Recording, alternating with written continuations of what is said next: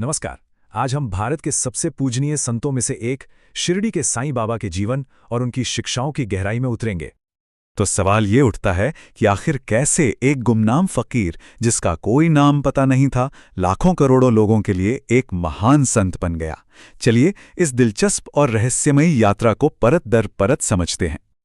हमारी कहानी शुरू होती है 19वीं सदी के बीच में महाराष्ट्र के एक छोटे से गांव शिरडी से। यहीं पर एक ऐसी रहस्यमयी शख्सियत का आगमन हुआ जिसने इस जगह का इतिहास हमेशा हमेशा के लिए बदल कर रख दिया। जरा सोचकर देखिए, एक नौजवान फकीर दुनिया से बिल्कुल बेखबर एक नीम के पेड़ के नीचे गहरी समाधि में बैठा है। किसी को नहीं पता था कि वो कौन है, कहां से आया है। और फिर जिस तरह वो अचानक आए थे, उसी तरह कुछ समय बाद वो अचानक गायब भी हो गए। कई साल बीत गए। फिर एक दिन वो एक बारात के साथ गांव वापस लौटे। उन्हें देखते ही गांव के पुजारी महालसपति के मुंह से अनायास ही निकला, या साई, जिसका मतलब था आइए संत। और बस यही वो पल था जब दुनिया को उनका नाम मिला, साईं बाबा। चलिए अब उनके सबसे असरदार पहलू पर आते हैं, कैसे उन्होंने अलग अलग धर्मों और विश्वासों के बीच एक मजबूत पुल बनाया। देखिए, साईं बाबा की शख्सियत का यह सबसे अनूठा पहलू है। उन्होंने हिंदू और मुस्लिम दोनों परंपराओं को एक साथ जिया। वो रहते तो एक मस्जिद में थे जिसे वो द्वारका माई कहते थे, लेकिन उसी मस्जिद में एक पवित्र हिंदू अग्नि यानी धुनी 24 घंटे जलती रहती थी। वो अल्लाह मालिक कहते थे, पर अपनी धुनी की पवित्र राख उदी प्रसाद के तौर पर भी देते थे। ये वाकई में एक अद्भुत संगम था। और उनके इस पूरे मेलजोल की बुनियाद थी उनका एक सीधा सादा लेकिन बहुत गहरा संदेश, सबका मालिक एक। उनका मानना था कि ईश्वर एक ही है, भले ही हम उसे किसी भी नाम से पुकारें या किसी भी रास्ते से उस तक पहुंचने की कोशिश करें।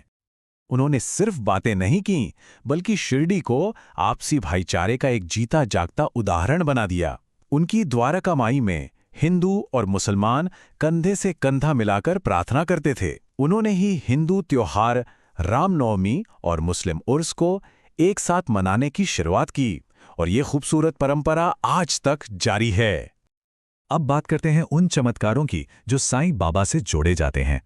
लेकिन ये समझना जरूरी है कि ये चमत्कार उनकी शक्ति का प्रदर्शन नहीं थे, बल्कि उनकी गहरी करुणा और दया का सबूत थे। एक बहुत मशहूर कहानी है पानी से दिए जलाने की। एक बार दुकानदारों ने मजाक मजाक में उन्हें दियों के लिए तेल देने से मना कर दिया, तो बाबा ने क्या किया, वो शांत रहे, दियों में पानी भरा और उन्हें जला दिया।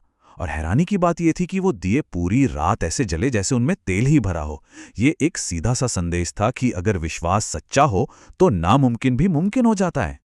उनकी करुणा की एक और दिल छू लेने वाली मिसाल है जब एक लोहार का बच्चा गलती से जलती हुई भट्टी में गिर गया था। कहते हैं कि बाबा ने चमत्कार से उस बच्चे की जलन को अपने हाथ पर ले लिया और बच्चे को एक खरोच तक नहीं आई। उनकी दया कई रूपों में दिखती थी।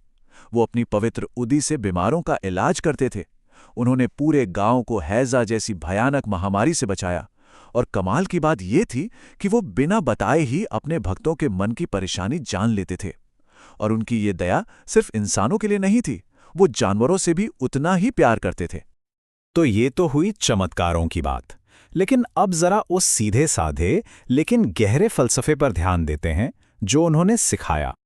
अगर उनकी पूरी शिक्षा को सिर्फ 2 शब्दों में समेटना हो तो वो शब्द है श्रद्धा और सबूरी। यही उनकी शिक्षाओं का मूल मंत्र था। श्रद्धा यानी ईश्वर पर अटूट विश्वास, ये मानना कि मुश्किल से मुश्किल समय में भी वो हमारे साथ है और जो करेगा अच्छा ही करेगा। मतलब अपनी पूरी कोशिश करो और नतीजा उस पर छोड़ दो। और सबूरी यानी धैर्य, मुश्किलों को शांति से सहने की ताकत और सही समय का इंतजार करने की हिम्मत, इस यकीन के साथ कि अच्छी चीजें जरूर होंगी, बस सही वक्त पर होंगी। और उनकी शिक्षाओं की सबसे बड़ी खूबसूरती यही थी कि वो बेहद सरल थीं। कोई भारी भरकम ज्ञान नहीं, हर कोई उन्हें समझ सकता था, चाहे वो पढ़ा लिखा हो या अनपढ़, अमीर हो या गरीब। और शायद यही वजह है कि उनका संदेश हर दिल में उतर गया। साल 1918 में साईं बाबा ने महासमाधि ले ली, मतलब अपना शरीर त्याग दिया। लेकिन कहानी यहाँ खत्म नहीं होती। सच तो ये है कि उनका प्रभाव इसके बाद और भी तेजी से बढ़ा। उन्होंने अपने भक्तों से एक वादा किया था, मेरी समाधि से भी मैं जीवित रहूंगा और तुम्हारी हर पुकार का जवाब दूंगा।